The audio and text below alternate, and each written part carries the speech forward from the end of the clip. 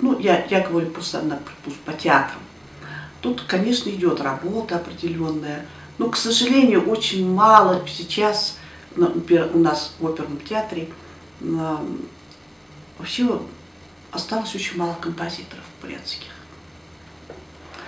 Остался Базыр Ачирыч, значит, Виктор Усович, Баир Тандуков, Пурбо Дамиранов, Лариса Санджиева.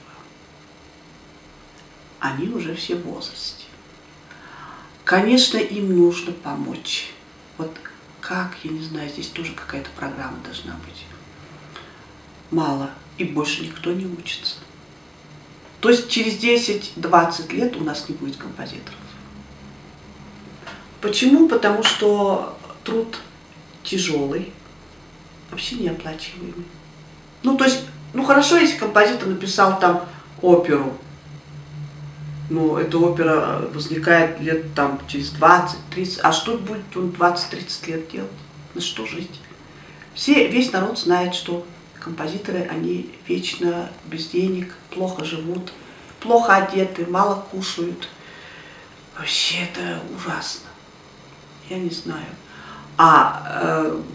Профессия элитная, то есть совершенно элитарная профессия, ведь не каждый человек может сочинять музыку. Даже из 1000 человек навряд ли один найдется. Вот в этом тоже проявляется, вот, значит, потеря нашей такой культуры, исполнительская культура тоже. Музыкантов нет.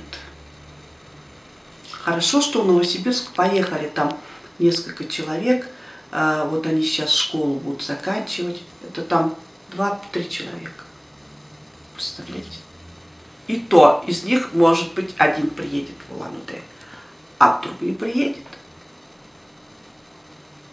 Ну, то есть будущее, я не знаю.